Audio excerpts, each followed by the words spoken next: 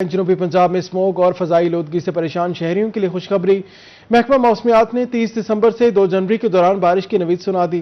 دوسری جانب ملتان سمیت مختلف علاقوں میں آج دن بھر دھند، سردی اور فضائی آلودگی کا راز برقرار رہا۔ ملتان شہر اور گرد و نواح کے علاقے آج صبح شدید دھند کی لپیٹ میں رہے۔ دھند کے باعث موٹر وے M4 عبدالحکیم سے شیرشاہ اور موٹر وے 5 شیرشاہ سے ظاہر پیٹ تک ٹریفک کے لیے مکمل طور پر بند رکھی گئی۔ محکمہ موسمیات کے مطابق آج کم سے کم درجہ حرارت 8 ڈگری سینٹی گریڈ ریکارڈ کیا گیا، جبکہ ہوا میں نمی کا تناسب 90% تک رہا۔ ایئر کوالٹی انڈیکس 156 پوائنٹس پر ریکارڈ کیا گیا۔ شام 5 بجے ملتان شہر کا موسم جزوی ابر آلود رہا۔ دن بھر سورج اور بادلوں کی آنکھ مچولی جاری رہی، تاہم اسموک کا راج برقرار رہا اور ایئر کوالٹی انڈیکس بڑھ کر 203 پوائنٹس تک پہنچ گیا۔ کھاد فیکٹری روڈ پر AQI سب سے زیادہ 239 جبکہ بوسن روڈ پر 225 پوائنٹس ریکارڈ کیا گیا۔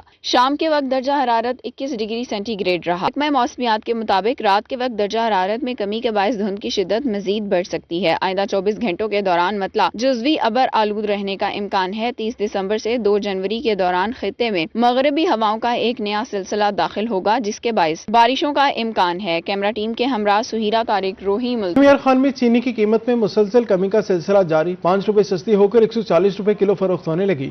دکانداروں کے مطابق کرشنگ سیزن شروع ہونے سے چینی کا ریٹ کم ہوا ہے۔ آئندہ دنوں میں چینی کی قیمتوں میں مزید کمی متوقع ہے۔ رحیم یار خان میں چینی کی قیمتوں میں مسلسل کمی کا رجحان جاری۔ مہنگائی کے ستائے شہریوں کو ریلیف ملنا شروع ہو گیا۔ مارکیٹ میں 5 روپے کمی سے چینی 140 روپے فی کلو فروخت کی جا رہی ہے۔ دکانداروں کے مطابق کرشنگ سیزن کے آغاز کے بعد چینی کی سپلائی میں بھی بہتری آئی ہے، جس کے باعث مارکیٹ میں قیمتوں میں کمی دیکھنے میں آ رہی ہے۔ ان کا کہنا ہے کہ اگر یہی صورتحال برقرار رہی تو آئندہ دنوں میں چینی کی قیمت میں مزید کمی ہے۔ جی بالکل، کرشنگ سیزن سٹارٹ ہونے کے بعد چینی جو 145 سے 50 روپے کلو فروخت ہو رہی تھی وہ 140 روپے پر کیجی ہو گئی۔ چینی کی قیمت میں کمی پر شہریوں نے اظہار اطمینان کرتے ہوئے مطالبہ کیا ہے کہ ضلع انتظامیہ چینی کے ساتھ ساتھ دیگر اشیاء خورنوش کی قیمتوں کو بھی کنٹرول کرے تاکہ عوام کو حقیقی ریلیف مل سکے۔ کیمرہ مین غلام مصطفیٰ کے ساتھ عامر بھٹی، روہی، رحیم یار۔ سونے کی قیمت میں اضافے کا رجحان جاری، 24 گھنٹوں میں سونا 3000 روپے فی تولہ مہنگا ہو گیا۔ 24 کے رات سونا 4,74,000 روپے فی تولہ ہو گیا۔ 22 کے رات سونا 4,34,500 روپے فی تولہ فروخت ہونے لگا ہے۔ اہم خبر ہے سونے کی قیمت کے حوالے سے، سونے کی قیمت میں اضافے کا رجحان جاری، 24 گھنٹوں میں سونا 3,000 روپے فی تولہ مہنگا ہو گیا۔ 24 کے رات سونا 4,74,000 روپے فی تولہ ہو گیا، جبکہ 22 کے رات سونا 4,34,500 روپے فی تولہ فروخت ہونے لگا ہے۔ اہم خبر ہے سونے کی قیمت کے حوالے سے آپ کو اپڈیٹ کریں، سونے کی قیمت میں اضافے کا رجحان جاری۔ ملتان سے خبر دیں، 24 گھنٹوں میں سونا 3,000 روپے فی تولہ مہنگا ہو گیا۔ 24 کے رات سونا 4,74,000 روپے فی تولہ ہو گیا۔ 22 کے رات سونا 4,34,500 روپے فی تولہ گرام فروخت ہونے لگا ہے۔ 24 کے رات سونا 40,647 روپے فی گرام ہو گیا۔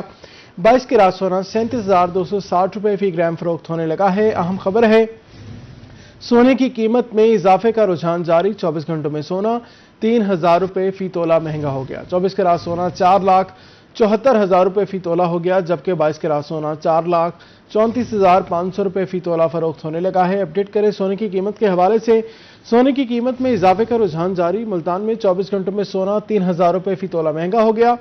24 کے رات سونا 4,74,000 روپے فی تولہ ہو گیا، جبکہ 22 کے رات سونا 4,34,500 روپے فی تولہ فروخت ہونے لگا ہے۔ 24 کے رات سونا 40,647 روپے فی گرام ہو گیا ہے۔ 22 کے رات 37,260 روپے فی گرام فروخت ہونے لگا ہے۔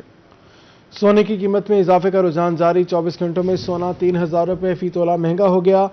24 کے رات سونا 4,74,000 روپے فی تولہ ہو گیا، جبکہ 22 کے رات سونا 4,34,500 روپے فی تولہ فروخت ہونے لگا ہے۔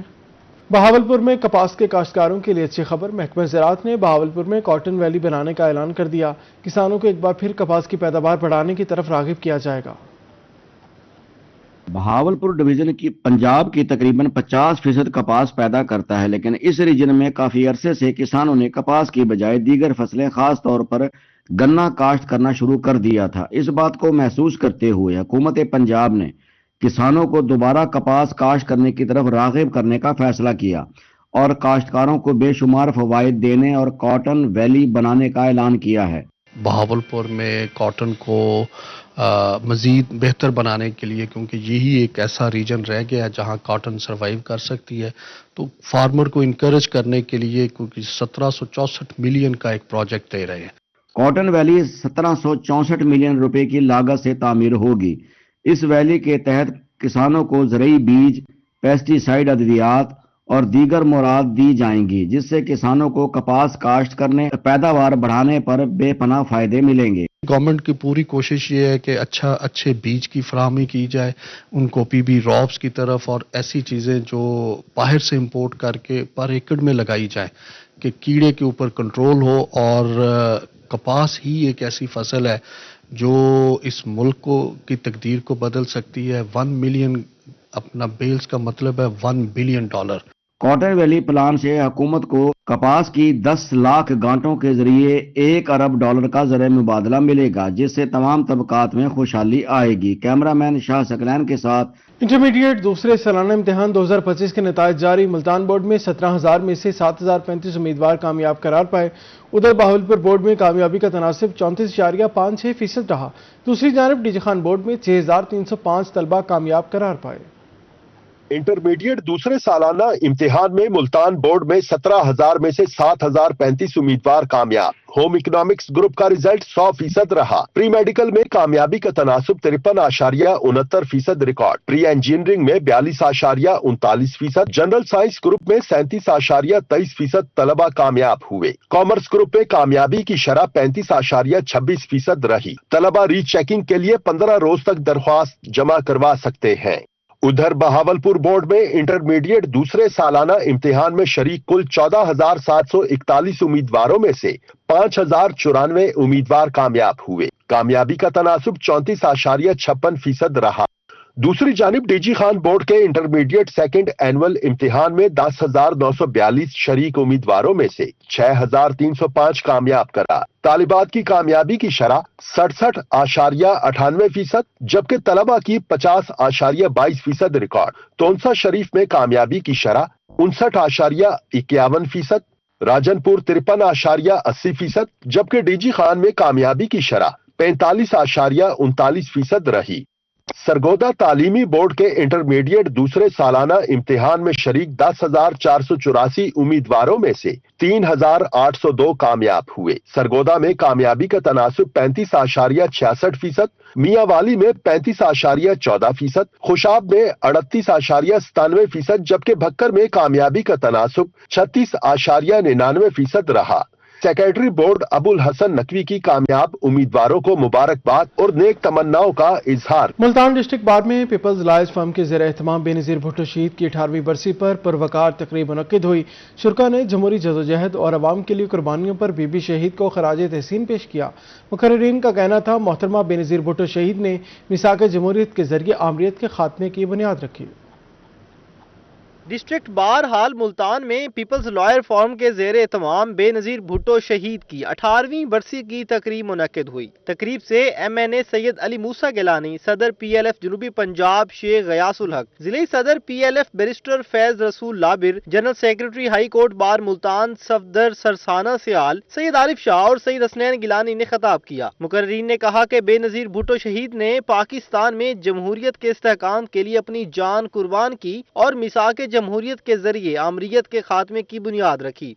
हमें कोशिश करनी चाहिए कि बीबी के जो काम थे, जो उनकी कैरिस्मेटिक पर्सनैलिटी थी, जो उन्होंने इस मुल्क के लिए अपनी ज़िंदगी में काम किए, चाहे इस मुल्क के दफा को मजबूत बनाया, मिसाइल टेक्नोलॉजी इस मुल्क को दी, जिस मिसाइल टेक्नोलॉजी की मदद से हमने भारत जैसे दुश्मन को शिकस्त दी, वो भी बीबी शहीद का दिया हुआ तोहफा था, जिससे हमारा दफा मजबूत हुआ। मुकर्रिरीन का मजीद कहना था कि मोहतरमा बेनज़ीर भुट्टो शहीद न सिर्फ एशिया बल्कि पूरी दुनिया की एक ज़ेरक और मुदब्बिर सियासतदान थीं। आज PTI को भी मिसाक जमहूरियत की तरफ लौटना चाहिए, वरना पाकिस्तानी सियासत में इसका कोई वाज़िया मुकाम नजर नहीं आता। पीपल्स पार्टी एक अवामी जमात है जो हमेशा अवामी मफादात को मुकद्दम रखती है। तारीख गवाह है कि पीपल्स पार्टी के अदवार में किसान, मजदूर, ख्वातीन और वुकला खुशहाल हुए। मोहतरमा शहीद बेनज़ीर भुट्टो साहिबा, जिन्होंने ना सिर्फ चार्टर ऑफ डेमोक्रेसी साइन किया, जिसकी वजह से आज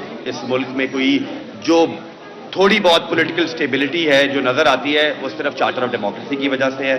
اس کو ہمیں آگے لے کے جانے کی ضرورت ہے. میں امید کروں گا کہ پاکستان تحریک انصاف بھی جو ہے وہ ہمارے ایجنڈا کے اوپر جو چارٹر آف ڈیموکریسی کا ہے اس کے اوپر آئے گی.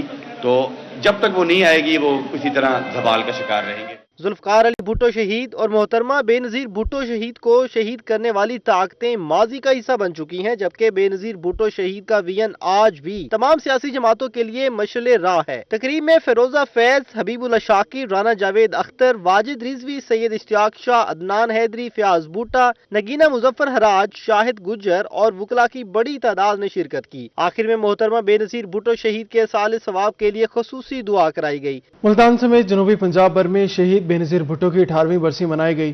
پاکستان پیپلز پارٹی نے شہر شہر تقریبات کا انعقاد کر کے محترمہ شہید کو بھٹو کی 18ویں برسی پر ملتان میں شہید بے نظیر بھٹو کانفرنس کا انعقاد کیا گیا. کانفرنس میں سابق ممبر صوبائی اسمبلی سید احمد مجتبیٰ گیلانی کی بطور مہمان خصوصی شرکت. Ticket holders Peoples Party barrister Mudassar Naqvi اور رہنما پیپلز پارٹی وسیم ریاض بھٹا سمیت مقامی رہنماؤں کی کثیر تعداد میں بھی سید احمد مجتبیٰ گیلانی کا کہنا تھا کہ آج شہید بے نظیر بھٹو کو خراج عقیدت پیش کرنے کا دن ہے. محترمہ شہید جمہوریت کی اعلیٰ مثال تھیں. پاکستان پیپلز پارٹی نے ہمیشہ قربانیاں دی ہیں. محترمہ بے نظیر بھٹو شہید کی 18ویں برسی Pakistan Peoples Party municipal city Bahawalpur نے بھی تقریب منعقد کی. تقریب میں محترمہ بے نظیر بھٹو شہید کے احصال ثواب کے لیے قرآن خوانی اور خصوصی دعا کی گئی. محکمہ سول ڈیفنس ملتان کا غیر قانونی گیس ریفلنگ اور منی پیٹرول پمپ کے خلاف بڑا کریک ڈاؤن. رواں ماہ غیر قانونی ایل پی جی فروخت کرنے والوں کے خلاف 52 مقدمات درج کرائے گئے. ملتان میں غیر قانونی ایل پی جی گیس فروخت کرنے والوں کی شامت آ گئی. سول ڈیفنس آفیسر نے بتایا کہ محکمہ سول ڈیفنس نے غیر قانونی گیس ریفلنگ پر رواں ماہ 52 مقدمات درج کرائے. ہے جو لوگ غیر قانونی طریقے سے ایک سلنڈر سے دوسرے سلنڈر میں یہ گیس جو بھرتے ہیں جس سے حادثہ ہونے کا بڑا احتمال ہوتا ہے، حادثے ہو بھی رہے ہیں.